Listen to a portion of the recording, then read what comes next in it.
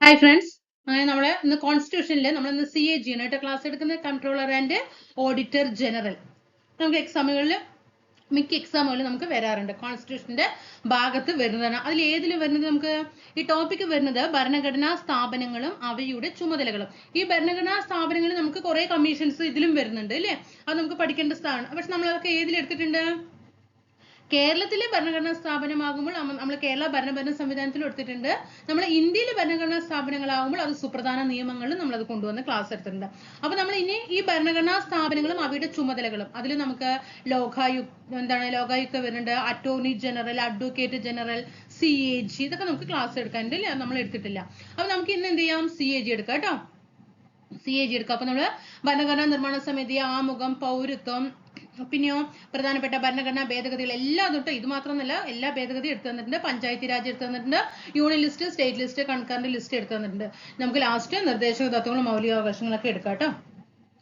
Okay, അപ്പൊ തീർച്ചയായിട്ടും നിങ്ങൾ എന്ത് ചെയ്യണം? തീർച്ചയായിട്ടും നിങ്ങളുടെ സപ്പോർട്ടാണ് വേണ്ടത്. സബ്സ്ക്രൈബ് ചെയ്യാതെ കാണുന്നുണ്ടെങ്കിൽ കൂട്ടുകാർ തീർച്ചയായിട്ടും സബ്സ്ക്രൈബ് ചെയ്തിട്ട് ഒന്ന് സപ്പോർട്ട് ചെയ്യണം കേട്ടോ. ആ റൈറ്റ് കാണുന്ന ആ ബെൽ ബട്ടൺ ഒന്ന് ടിക്ക് ചെയ്ത് തന്നെ നോട്ടിഫിക്കേഷൻ ലഭിക്കാനാണ്. പിന്നെ തീർച്ചയായിട്ടും നിങ്ങൾ മെയിനായിട്ട് ചെയ്യേണ്ട കാര്യം നിങ്ങൾ ആ ടെലിഗ്രാം ഗ്രൂപ്പിൽ ഒന്ന് ജോയിൻ ചെയ്യാട്ടോ. കാരണം നമുക്ക് ക്ലാസ്സുകളൊന്നും പ്ലേലിസ്റ്റ് ആക്കി ഇട്ടിട്ടുണ്ട്, പക്ഷെ ഇടുന്ന വീഡിയോകളൊക്കെ അതിലേക്ക് ആഡ് ചെയ്യാനുള്ള ടൈം കിട്ടുന്നില്ല. അതുകൊണ്ടാണ് അത് അവിടെ അങ്ങനെ ഇട്ടിരിക്കുന്നത്. അത് നമുക്ക് ടെലിഗ്രാം ഗ്രൂപ്പിൽ ഉണ്ടെങ്കിൽ എന്താണ്, നിങ്ങൾക്ക് പിന്നെ ഈ ടെലിഗ്രാം ഗ്രൂപ്പിൽ തന്നെ നോക്കിയാൽ മതി. ക്ലാസ്സുകൾ എല്ലാം അതിൽ കിടക്കുന്നുണ്ടാവും. അപ്പൊ അതിൽ നിങ്ങൾക്ക് ഓരോരോ വീഡിയോ ആയിട്ട് കണ്ടു വരാം അല്ലേ? അത് തീർച്ചയായിട്ടും നമ്മുടെ ഗാദി ബോർഡിന്റെ റിസൾട്ട് ഒക്കെ വന്നു അല്ലേ? ഗാദി ബോർഡ്, പിന്നെ ഏതാണ് ലാബോറട്ടറി അറ്റൻഡർ ഒക്കെ വന്നിട്ടുണ്ട്. ലിസ്റ്റിലുള്ളവർ താഴെ എന്തായാലും കമന്റ് ചെയ്യണം കേട്ടോ. നമുക്ക് ഇനിയിപ്പോ എപ്പോഴാണ് എക്സാം? 2 മാസത്തിനുള്ളിൽ എന്തായാലും എക്സാം ഉണ്ടാവും എന്ന് വിചാരിക്കണം. നമുക്ക് Khadi board main LD, various LD വരുമ്പോഴേക്കും ലിസ്റ്റിൽ ഉൾപ്പെട്ടവർ എന്ത് ചെയ്യാം? ഗാദി ബോർഡ് LD പിടിക്കാനുള്ള ശ്രമങ്ങൾ നടത്തുക. സ്റ്റേറ്റ് വൈഡ് ആണെന്നൊന്നും ചിന്തിക്കേണ്ട. നമുക്ക് ഒരു പോസ്റ്റ് മതിയല്ലോ, അതിലേക്ക് എന്താ കേട്ടോ. ഇനി അഥവാ ഇനി എന്തെങ്കിലും ഒരു മാർക്കിനോ കുറച്ച് മാർക്കിനൊക്കെ പോയിട്ടുണ്ടെങ്കിൽ പോയിക്കോട്ടെ. അത് നിങ്ങൾ ടെൻഷൻ അത് മെയിൻ വേരിയസ് LDയിലേക്ക് ബാധിക്കരുത് കേട്ടോ. അപ്പൊ തീർച്ചയായിട്ടും താഴെ ഒന്ന് കമന്റ് ചെയ്യണം കേട്ടോ. ലിസ്റ്റിലുള്ളവർ ഒന്ന് കമന്റ് ചെയ്യണേ. ഓക്കെ, നമ്മൾ CAG നമുക്ക് ക്ലാസ്സിലേക്ക് പോവാം കേട്ടോ. Controller and auditor general of India ആണ് എന്റെ CAGയുടെ ഫുൾ ഫോം വരുന്നത്. ഏതാണ് ആർട്ടിക്കിൾ പറയുന്നത്? ചോദിച്ച ക്വസ്റ്റ്യൻ ആണ് കേട്ടോ. 148 കേട്ടോ. 148 ഇത് പ്രീവിയസ് ക്വസ്റ്റ്യൻ ആണ്. CAGയെ കുറിച്ച് പ്രതിപാദിക്കുന്ന ആർട്ടിക്കിൾ 148. പിന്നെ എന്തൊക്കെയാണ് ഈ CAGയെ കുറിച്ചിട്ടുള്ള വിശേഷണങ്ങള്? നമ്മുടെ ഇന്ത്യൻ ഓഡിറ്റ്സ് അക്കൗണ്ട് ഡിപ്പാർട്ട്മെന്റിന്റെ തലവനാണ് ആര്? CAG എന്ന് പറയുന്നത് ഇന്ത്യൻ ഓഡിറ്റ്സ് അക്കൗണ്ട് ഡിപ്പാർട്ട്മെന്റിന്റെ തലവൻ ആരാണ്? CAG എന്നറിയപ്പെടുന്ന കൺട്രോളർ ആൻഡ് ഓഡിറ്റർ ജനറൽ ആണ്. പഠിച്ചല്ലോ, ഇന്ത്യൻ ഓഡിറ്റ്സ് അക്കൗണ്ടിന്റെ. ഇനി പബ്ലിക് പേഴ്സന്റെ കാവൽക്കാരൻ, പാസ് എന്നില്ല കേട്ടോ, ഇത് വേണ്ട. പബ്ലിക് പേഴ്സന്റെ കാവൽക്കാരൻ എന്ന് അറിയപ്പെടുന്നത് ആരാണ്? CAG ആണ് അല്ലെ? പിന്നെ ജനാധിപത്യ സംവിധാനം, നമ്മുടെ ഇന്ത്യ ഗവൺമെന്റിന്റെ ജനാധിപത്യ സംവിധാനം നിലനിർത്തുന്ന നെടുങ്കോട്ട എന്ന് അറിയപ്പെടുന്നത് CAG ആണ്, വിശേഷിപ്പിക്കപ്പെടുന്നതാണ് കേട്ടോ. അപ്പൊ പബ്ലിക് പേഴ്സന്റെ കാവൽക്കാരൻ ആരെ എന്ന് ചോദിച്ചാൽ CAG. ജനാധിപത്യ സംവിധാനം ആരുടെ? ഇന്ത്യ ഗവൺമെന്റിന്റെ ജനാധിപത്യ സംവിധാനം നിലനിർത്തുന്ന നെടുങ്കോട്ട എന്ന് വിശേഷിപ്പിക്കുന്നതും CAG ആണ്. അത് പഠിച്ചോ? ഇത്രയും പറഞ്ഞ പോയിന്റുകൾ പഠിച്ചോ? ഇനി എത്രയാണ് CAGയുടെ കാലാവധി? 6 വർഷം അല്ലെങ്കിൽ 65 വയസ്സ്. ഏതാണോ ആദ്യം അത്. ഇനി നിയമിക്കുന്നതും നീക്കം ചെയ്യുന്നതും രാജിക്കത്ത് സമർപ്പിക്കുന്നതും ഒക്കെ ആർക്കാണ്? കാരണം ഇന്ത്യ ഗവൺമെന്റിന്റെ ആണ് അല്ലെ? അപ്പൊ അവിടെ ആരാണ് വരിക? പിന്നെ പ്രതിപാദിക്കുന്ന ഒരു ആർട്ടിക്കിളും പ്രതിപാദിക്കുന്നുണ്ട് അല്ലെ CAG. അപ്പൊ തീർച്ചയായിട്ടും ആരായിരിക്കും അവിടെ? പ്രസിഡന്റ് ആയിരിക്കും അല്ലെ? നമ്മൾ പഠിച്ചിട്ടുണ്ട് അല്ലെ? ഒരു മെത്തേഡ് നമ്മൾ മനസ്സിലാക്കി വെച്ചിട്ടുണ്ട്. ആർട്ടിക്കിൾ ഉള്ളതൊക്കെ എന്താണ്? ഒരു ഭരണഘടനാ സ്ഥാപനമാണ്. അതിൽ അധികാരം ഇന്ത്യ ഗവൺമെന്റിന്റെ ആണെങ്കിൽ അവിടെ പ്രസിഡന്റിനും, സംസ്ഥാന ഗവൺമെന്റിന്റെ ആണെങ്കിൽ അവിടെ അത് ആർക്കായിരിക്കും? ഗവർണർക്കായിരിക്കും. ഇനി ഈ ആർട്ടിക്കിൾ ഒന്നും പ്രതിപാദിക്കാത്ത വിഷയങ്ങളാണെങ്കിൽ അവിടെയാണ് പ്രധാനമന്ത്രിക്കും സംസ്ഥാന തലത്തിലെ മുഖ്യമന്ത്രിക്കൊക്കെ ചുമതല വരിക കേട്ടോ. പിന്നെ നീ പ്രസിഡന്റിന് അല്ലെ ആരാണ് പുറത്താക്കുന്നത് പറഞ്ഞ? പ്രസിഡന്റ് ആണ് അല്ലെ പുറത്താക്കുന്നതും അതുപോലെ രാജിക്കത്ത് സമർപ്പിക്കുന്നതും നിയമിക്കുന്നതും ഒക്കെ CAG ആണ്. ഇനി പ്രസിഡന്റിന് CAG പുറത്താക്കണമെങ്കിൽ എങ്ങനെയാണ്? വേഗം പോയിട്ട് പുറത്താക്കാൻ പറ്റുമോ? പറ്റില്ല അല്ലെ? എങ്ങനെയായിരിക്കണം? നമ്മുടെ സുപ്രീം കോടതി ജഡ്ജി ഉണ്ടല്ലോ, സുപ്രീം കോടതി ജഡ്ജിയെ എങ്ങനെയാണോ പുറത്താക്കുന്നത്. അതേ നിയമമാണ് സുപ്രീം കോടതി ജഡ്ജ്, ചീഫ് ജസ്റ്റിസ് ഒന്നും അല്ല കേട്ടോ, സുപ്രീം കോടതി ജഡ്ജിയെ പുറത്താക്കുന്ന അതേ നിയമ നടപടിയിലൂടെ ആയിരിക്കണം ആരിനെയും പുറത്താക്കേണ്ടത്, പ്രസിഡന്റിനെ പുറത്താക്കേണ്ടത്. അതുകൊണ്ട് എങ്ങനെയായിരിക്കും, ഇരു സഭകളിലും അല്ലെ, ലോകസഭയിലും രാജ്യസഭയിലും ഒക്കെ പാർലമെന്റിലെ പ്രമേയം പൂർത്തീകരിക്കണം. ഇങ്ങനെയൊക്കെ ചെയ്താൽ മാത്രമേ പ്രസിഡന്റിന് CAGയെ നീക്കം ചെയ്യാനായിട്ട് പറ്റുള്ളൂ. ആദ്യത്തെ CAG ആരാണ്? വി നരഹരി റാവു. ആരാണ് ഫസ്റ്റ് CAG? നരഹരി റാവു. 14ാമത് CAG ഗിരീഷ് ചന്ദ്ര മുർമു. 14ാമത് ആരാണ്? ഗിരീഷ് ചന്ദ്ര മുർമു അല്ലെ, നൗലെ. ഇനിയിപ്പോ മാറിയിട്ടുണ്ടോ എന്ന് എനിക്കറിയില്ല, കാരണം ഞാൻ ഈ അപ്ഡേഷൻ എപ്പോഴും ലാസ്റ്റ് ആണ് പഠിക്കുന്നത്. അപ്പൊ നിങ്ങൾ എന്ത് ചെയ്യാ, ഒന്ന് ഗിരീഷ് ചന്ദ്ര മുർമു ഇപ്പോഴത്തെ CAG മാറിയിട്ടുണ്ടെങ്കിൽ ഒന്ന് താഴെ കമന്റ് ചെയ്യണം കേട്ടോ. 15ാമത്തെ CAG ഇന്നയാളാണെന്ന് പറയും. അപ്പൊ എല്ലാവർക്കും അത് പഠിച്ചു വരാലോ കേട്ടോ. 14ാമത്തെ ആരാണ്? ഗിരീഷ് ചന്ദ്ര മുർമു ആണ്. ഇനി നമുക്ക് CAGയുടെ CAGക്ക് എന്ത് ചെയ്യണം? സ്വതന്ത്രമായിട്ട് പ്രവർത്തിക്കണം അല്ലെ. അതിന് ഭരണഘടന കുറച്ച് എന്താണ് വ്യവസ്ഥകള് നിർദ്ദേശിക്കുന്നുണ്ട്. അത് ഏതൊക്കെയാണെന്ന് ഞാൻ പറഞ്ഞു തരാം. ഞാൻ ഒരു പ്രാവശ്യം പറയാം, അതൊന്ന് ശ്രദ്ധിച്ചിട്ട് മനസ്സിലാക്കി ഒന്ന് വെച്ചാൽ മതി കേട്ടോ. അപ്പൊ നമുക്ക് സ്റ്റേറ്റ്മെന്റ് ക്വസ്റ്റ്യൻ ഒക്കെ വരുമ്പോൾ ഇതൊന്ന് മനസ്സിലാക്കി വെക്കുക. CAGനെയൊക്കെ ഒന്ന് മനസ്സിൽ കാണാം, എന്നിട്ടൊക്കെ ഒന്ന് മനസ്സിലാക്കി വെക്കണം കേട്ടോ. അപ്പോ നമ്മുടെ CAGക്ക് ഉണ്ടല്ലോ, അവർക്ക് സ്വതന്ത്രമായിട്ട് പ്രവർത്തിക്കണം. ആ പ്രവർത്തിക്കാൻ വേണ്ടിയിട്ട് ഭരണഘടന നിർദ്ദേശിക്കുന്ന വ്യവസ്ഥകളിൽ ഒന്നാമത്തെ വ്യവസ്ഥ ഞാൻ പറയാം. ഭരണഘടനാ വിധേയമായി മാത്രമേ പ്രസിഡന്റിന് CAGയെ നീക്കം ചെയ്യാനാവൂ എന്നതിനാൽ സേവന സ്വാതന്ത്ര്യം നിലനിൽക്കുന്നു. മറ്റാർക്കും അതിലേക്ക് കൈകടത്താൻ കഴിയില്ല. കാരണം ആർക്കു മാത്രമാണ് നീക്കം ചെയ്യാനുള്ള അധികാരമുള്ളൂ? പ്രസിഡന്റിനു മാത്രമേ CAGയെ നീക്കം ചെയ്യാൻ കഴിയുള്ളൂ. വേറെ ആർക്കും അവിടെ നീക്കം ചെയ്യാനുള്ള അധികാരമില്ല. അതുകൊണ്ട് തന്നെ ഒരു സേവന സ്വാതന്ത്ര്യം ആർക്കുണ്ട്? നമ്മുടെ CAGക്ക് ഉണ്ട് അല്ലേ. പിന്നെ രണ്ടാമത്തെ കാര്യം എന്താണ്? സേവന കാലാവധിക്ക് ശേഷം, എത്രയാണ് നമ്മൾ സേവന കാലാവധി എന്ന് പറഞ്ഞത്? 6 വർഷം അല്ലെ, അല്ലെങ്കിൽ 65 വയസ്സ്, ഏതാണോ ആദ്യം അങ്ങനെ.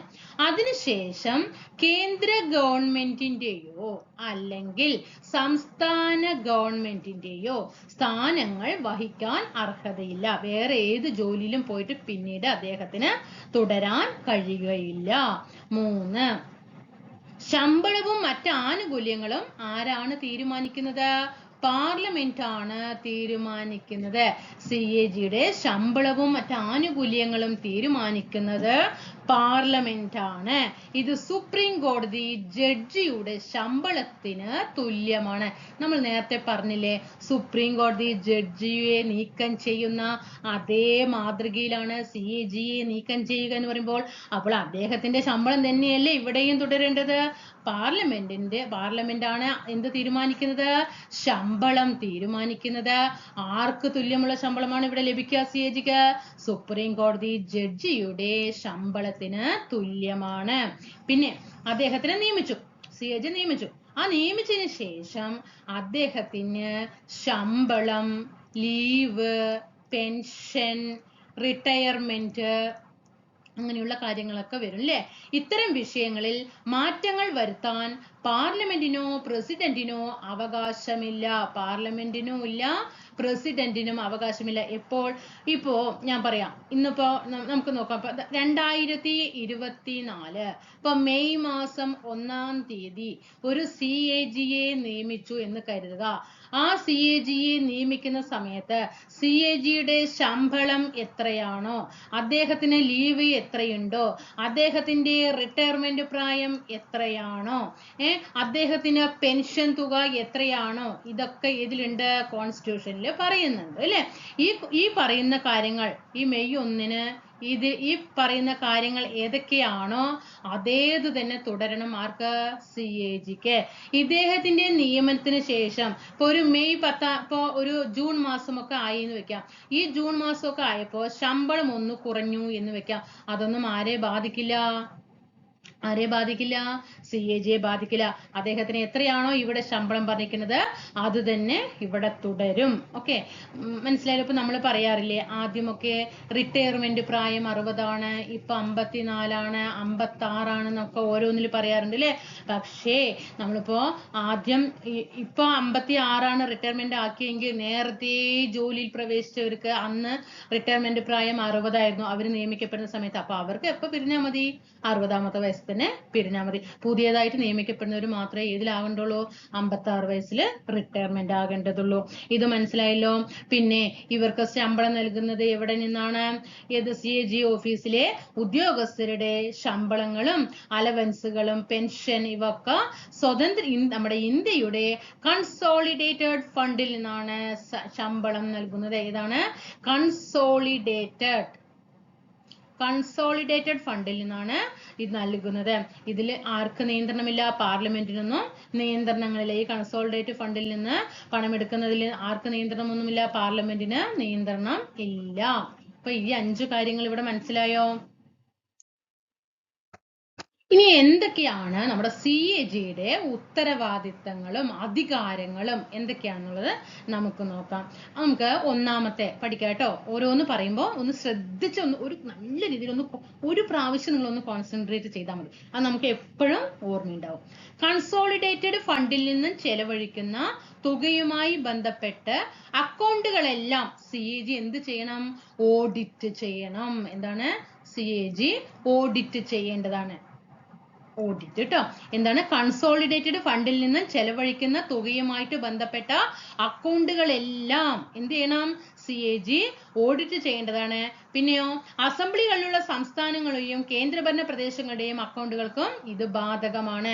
അസംബ്ലികളുള്ള സംസ്ഥാനങ്ങളുടെയും കേന്ദ്രഭരണ പ്രദേശങ്ങളുടെയും അക്കൗണ്ടുകൾക്ക് ഇത് ബാധകമാണ്. രണ്ടാമത് പറയുന്ന കാര്യം നമ്മുടെ contingency fund of India, public account of India, സംസ്ഥാനങ്ങളുടെ കണ്ടിജൻസി ഫണ്ട്, സംസ്ഥാനങ്ങളുടെ പബ്ലിക് അക്കൗണ്ട് ഇവയും CAG ഓഡിറ്റ് ചെയ്യും. അപ്പൊ CAG എന്തൊക്കെ ഓഡിറ്റ് ചെയ്യാം? കണ്ടിജൻസി ഫണ്ട് ഓഫ് ഇന്ത്യ, പിന്നെ public account of India, PAI, public account of India, പിന്നെ സംസ്ഥാനങ്ങളുടെ state contingency fund of India, പിന്നെയോ സംസ്ഥാനങ്ങളുടെ public account. Okay, public account ഇതൊക്കെ ആരാണ് ഓഡിറ്റ് ചെയ്യുന്നത്? CAG ആണ് ഓഡിറ്റ് ചെയ്യുന്നത്. കേന്ദ്ര സംസ്ഥാനങ്ങളുടെ വരുമാനം, ചെലവ് എന്നിവയൊക്കെ എന്ത് ചെയ്യണം? ഓഡിറ്റിങ്ങിന് വിധേയമാക്കണം. സെൻട്രലിന്റെയും സ്റ്റേറ്റ് ഗവൺമെന്റിന്റെയും വരുമാനങ്ങളും ചെലവുകളും ഒക്കെ ഓഡിറ്റിങ്ങിന് വിധേയമാക്കേണ്ടതാണ്? CAG. നാലാമത്തെ നമ്മുടെ കേന്ദ്രത്തിലെയും സംസ്ഥാനങ്ങളുടെയും എന്താണ്? കേന്ദ്രത്തിലെയും സംസ്ഥാനത്തിലെയും ഗവൺമെന്റുകളുടെ കടം, പിന്നെ സിങ്കിങ് ഫണ്ട് അല്ലേ? സിങ്കിങ് ഫണ്ട്, പിന്നെ നിക്ഷേപങ്ങൾ, പിന്നെ എന്ത് വരും? അഡ്വാൻസ്, സസ്പെൻസ്, ഇവയൊക്കെ ബന്ധപ്പെട്ട എല്ലാ ഇടപാടുകളും എന്ത് ചെയ്യുന്നുണ്ട്? നിരീക്ഷണ വിധേയമാക്കുന്നുണ്ട്. പിന്നെ അഞ്ചാമത്തെ കാര്യം നോക്കിക്കേ, നമ്മുടെ പ്രസിഡന്റ് അല്ലെ, ഇന്ത്യൻ പ്രസിഡന്റ്, അതുപോലെ ഗവർണർ, സംസ്ഥാനങ്ങളുടെ ഗവർണറോ ആവശ്യപ്പെടുന്ന പക്ഷം മറ്റ് അധികാര സ്ഥാപനങ്ങളുടെ അക്കൗണ്ടുകളും ആര് നിരീക്ഷണ വിധേയമാക്കും? CAG നിരീക്ഷണ വിധേയമാക്കും. പ്രസിഡന്റോ ഗവർണറോ ആവശ്യപ്പെടുന്ന പക്ഷം മറ്റ് അധികാര സ്ഥാപനങ്ങളുടെ അക്കൗണ്ടുകളും നിരീക്ഷണ വിധേയമാക്കും. പഠിച്ചു കഴിഞ്ഞോ?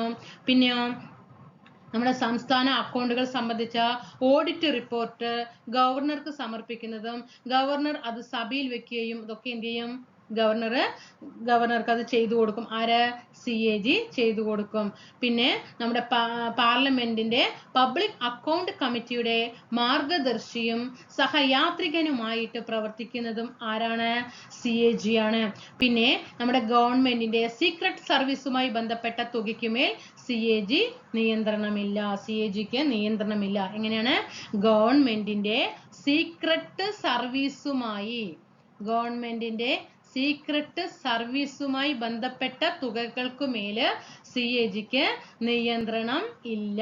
അപ്പൊ നമ്മൾ എന്തൊക്കെയാണ് ഉത്തരവാദിത്തങ്ങൾ പഠിച്ചത്? ഓഡിറ്റ് പഠിച്ചു അല്ലെ? കൺസോളിഡേറ്റഡ് ഫണ്ടിൽ നിന്ന് ചെലവഴിക്കുന്ന തുകയുമായിട്ട് ബന്ധപ്പെട്ട എല്ലാ അക്കൗണ്ടുകളും CAG ഓഡിറ്റ് ചെയ്യേണ്ടതാണ്. പിന്നെയോ കണ്ടിജൻസി ഫണ്ട് ഓഫ് ഇന്ത്യയും പബ്ലിക് അക്കൗണ്ട് ഓഫ് ഇന്ത്യയും സ്റ്റേറ്റ് കണ്ടിജൻസി ഫണ്ടും പിന്നെയോ SPA അല്ലെ, സംസ്ഥാനങ്ങളുടെ പബ്ലിക് അക്കൗണ്ടുകൾ ഒക്കെ CAG എന്ത് ചെയ്യണം? ഓഡിറ്റ് ചെയ്യണം. നമ്മുടെ കേന്ദ്രത്തിലെയും സംസ്ഥാനത്തിലെയും വരവുകളും ചെലവുകളും ഓഡിറ്റ് ചെയ്യണം. പിന്നെ കേന്ദ്രത്തിലെയും സംസ്ഥാനത്തിലെയും കടവുമായി ബന്ധപ്പെട്ടിട്ടും സിങ്കിങ് ഫണ്ടുമായിട്ട് ബന്ധപ്പെട്ടിട്ടും നിക്ഷേപങ്ങളും അഡ്വാൻസ് എടുക്കലും പിന്നെ സസ്പെൻസ് അക്കൗണ്ടുകൾ ഇവയൊക്കെ എന്ത് ചെയ്യണം? എല്ലാ ഇടപാടുകളും ആര് നിരീക്ഷണത്തിന് വിധേയമാക്കേണ്ടതാണ്? CAGയുടെ നിരീക്ഷണത്തിന് വിധേയമാക്കേണ്ടതാണ്. ഇനി പ്രസിഡന്റോ ഗവർണറോ ഒക്കെ ആവശ്യപ്പെടുന്ന പക്ഷം മറ്റ് അധികാര സ്ഥാപനങ്ങളുടെ അക്കൗണ്ടുകളും നിരീക്ഷണത്തിന് വിധേയമാക്കും. ഇനി CAGയുടെ വിമർശനങ്ങൾ നമുക്കൊന്ന് നോക്കാം കേട്ടോ. എന്തൊക്കെയാണ് ഇതിൽ ബന്ധപ്പെട്ട വിമർശനങ്ങളിൽ വരുന്നത് ഏതൊക്കെയാണെന്ന് നോക്കാം. കാരണം CAGയിലെ ഓരോ അക്കൗണ്ടുകളിലും ആരുടെ സാന്നിധ്യമുണ്ട്? ഓരോ കണക്കെടുപ്പുകളിലും നമ്മുടെ CAGയുടെ സാന്നിധ്യമുണ്ട് അല്ലെ? അതുകൊണ്ട് തന്നെ നമ്മുടെ ഗവൺമെന്റിന്റെയും അതുമായി ബന്ധപ്പെട്ട സ്ഥാപനങ്ങളുടെയും സ്വതന്ത്രവും ധീരവുമായ പ്രവർത്തനങ്ങളെ തടസ്സപ്പെടുന്നു. ഗവൺമെന്റിനൊന്നും എന്ത് ചെയ്യാൻ പറ്റുന്നില്ല? സ്വതന്ത്രമായിട്ട് ഗവൺമെന്റുമായി ബന്ധപ്പെട്ട മറ്റ് സ്ഥാപനങ്ങൾക്കൊന്നും അവരുടെ ഇഷ്ടപ്രകാരം എന്ത് ചെയ്യാൻ പറ്റില്ല? സ്വതന്ത്രമായിട്ടൊന്നും പ്രവർത്തിക്കാൻ കഴിയില്ല. കാരണം അവിടെ കണക്കുപരമായിട്ടുള്ള കാര്യങ്ങളിൽ ആരുടെ കണ്ണെത്തും? CAGയുടെ കണ്ണെത്തും. അതുകൊണ്ട് ഇവിടെ തിരിമറിയൊന്നും നടക്കില്ല. പിന്നെ പ്രവർത്തന സംവിധാനങ്ങൾക്ക് മേൽ നെഗറ്റീവ് സ്വാധീനം ചെലുത്താൻ ഓഡിറ്റിംഗ് കാരണമാകുന്നു. പ്രവർത്തന സംവിധാനങ്ങൾക്ക് മേൽ നെഗറ്റീവ് സ്വാധീനം ചെലുത്താൻ ഓഡിറ്റ്. ഇപ്പൊ CAG ഓഡിറ്റ് ചെയ്യുന്ന സമയത്ത് ഇപ്പൊ നമുക്കറിയാം ഓരോ കാര്യങ്ങൾക്കും ഓരോ ഫണ്ട് ഉണ്ടാവും അല്ലെ? ഫണ്ട് നീക്കി വെക്കുമ്പോൾ ഒരു കാര്യങ്ങൾ ഇപ്പൊ ഒരു 1 ലക്ഷത്തിന്റെ ഒരു എമൗണ്ട് ഉണ്ടെങ്കിൽ അത് ഒരു കാര്യങ്ങൾക്ക് മാറ്റി വെച്ചിട്ടുണ്ടാവും. ഒരു 10 ലക്ഷത്തിന്റെ ഒരു എമൗണ്ട് ആണെങ്കിൽ അത് വേറൊരു സ്കീമിന് മാറ്റി വെച്ചിട്ടുണ്ടാവും അല്ലേ? അപ്പൊ ചിലപ്പോൾ എന്ത് ചെയ്യും? ഇവിടെ ഈ ഇപ്പൊ ഗവൺമെന്റുകളാണെങ്കിലും ഇത് തിരിമറി ചെയ്യില്ലേ? അങ്ങോട്ടും ഇങ്ങോട്ടും ഒക്കെ എന്ത് ചെയ്യും? ഈ പൈസ അങ്ങോട്ടും കൊണ്ട് തിരിമറി ചെയ്യും. പക്ഷെ ഇതൊന്നും എന്ത് ചെയ്യുന്നില്ല? പറ്റുന്നില്ല. അവിടെ നടക്കുമോ? നടക്കില്ല. കാരണം CAGയുടെ സ്വാധീനം അവിടെ ഉള്ളത് കൊണ്ട്. CAGയുടെ ഭരണഘടനാപരമായ അധികാര നിർവചനത്തിന് വ്യക്തതയില്ല അല്ലെ? കാരണം ഭരണഘടനാപരമായിട്ട് CAGക്ക് എന്ത് ചെയ്യുന്നുണ്ട്? നല്ല അധികാരം പറയുന്നുണ്ട്. അതുകൊണ്ട് അവർക്ക് എന്ത് ചെയ്യാം? എവിടെയും ഓഡിറ്റ് അക്കൗണ്ടുമായിട്ട് ബന്ധപ്പെട്ട കാര്യങ്ങൾക്കൊക്കെ എന്ത് ചെയ്യാം? മുൻകൈ ആയിട്ട് തീരുമാനങ്ങൾ എടുക്കാനുള്ള അധികാരം ആർക്കുണ്ട്? CAGക്ക് ഉണ്ട് അല്ലെ? അതുകൊണ്ട് തന്നെ അവിടെ ഇത്രയേ പാടുള്ളൂ എന്നുള്ള ഒരു നിർവചനം അവിടെ ഭരണഘടനയിൽ പറഞ്ഞിട്ടില്ല. അതുകൊണ്ട് ഇവർക്ക് മുഴുവൻ സ്വാതന്ത്ര്യവും അനുവദനീയമാണ്. പിന്നെ എന്താ പറയുന്നത്? നമ്മുടെ നല്ല ഭരണത്തിന് ആവശ്യമായ പ്രായോഗികതയ്ക്കുമേൽ നിയന്ത്രണം ഏർപ്പെടുത്താൻ മാത്രമേ CAGയുടെ ഓഡിറ്റിങ്ങിലൂടെ കഴിയുകയുള്ളൂ. നല്ല ഭരണത്തിന് ആവശ്യമായ പ്രായോഗികതയ്ക്കുമേൽ നിയന്ത്രണം ഏർപ്പെടുത്താൻ മാത്രമേ CAGയുടെ ഓഡിറ്റിങ്ങിലൂടെ കഴിയുള്ളൂ. ഓക്കെ ആണല്ലോ? അപ്പൊ ഇതൊക്കെയാണ് നമുക്ക് CAGക്കുള്ള വിമർശനങ്ങൾ എന്ന് പറയുന്നത്. നിങ്ങൾ CAGയെ കുറിച്ചിട്ട് അറിഞ്ഞിരിക്കേണ്ട കാര്യങ്ങൾ ആർട്ടിക്കിൾ പഠിക്കുക. ആദ്യത്തെ ആരാണ്? ഇപ്പോഴത്തെ ആരാണ്? എന്തൊക്കെയാണ് പബ്ലിക് പേഴ്സന്റെ കാവൽക്കാരൻ? ഇന്ത്യ ഗവൺമെന്റിന്റെ ജനാധിപത്യ സംവിധാനത്തിന്റെ ഇതൊക്കെ നമ്മൾ പറഞ്ഞു അല്ലേ? അതൊക്കെ നിങ്ങൾ പഠിച്ചു വെക്കുക. ആ പോയിന്റുകൾ പഠിച്ചു വെക്കുക. എന്തൊക്കെയാണ് അദ്ദേഹം ചെയ്യുന്ന കാര്യങ്ങൾ എന്നുള്ളത് പഠിച്ചു വെക്കുക കേട്ടോ. അപ്പൊ CAGയെ കുറിച്ചിട്ട് അത്രയൊക്കെ തന്നെയാണ് ചോദ്യങ്ങൾ വരുള്ളൂ. അപ്പോൾ ആർട്ടിക്കിൾ എന്തായാലും മനസ്സിലാക്കി വെക്കണം കേട്ടോ. അപ്പൊ നമുക്ക് തീർച്ചയായിട്ടും ക്ലാസ്സുകൾ ഇഷ്ടപ്പെട്ട താഴെ ഒന്ന് കമന്റ് രൂപത്തിൽ ഒന്ന് അറിയിക്കണം കേട്ടോ. തീർച്ചയായിട്ടും ഖാദി ബോർഡിന്റെ ആ റിസൾട്ട് വന്നിട്ട് ഒന്ന് താഴെ ഒന്ന് കമന്റ് ചെയ്യണേ. നമുക്കൊക്കെ പഠിച്ചു പോകട്ടെ. നമുക്ക് ഇനിയിപ്പോൾ ഖാദി ബോർഡിനെ മറ്റും നിങ്ങൾ പ്രത്യേകം പഠിക്കേണ്ട ആവശ്യമൊന്നുമില്ല. നമ്മുടെ LD സിലബസ് തന്നെയാണ്. നല്ല രീതിയിൽ അങ്ങോട്ട് പരിശ്രമിച്ചാൽ നമുക്ക് ഖാദി ബോർഡും ആയി LD ആയി. ഓക്കെ, അപ്പൊ നമുക്ക് അടുത്ത ക്ലാസ്സിൽ വീണ്ടും കാണാം. Thank you.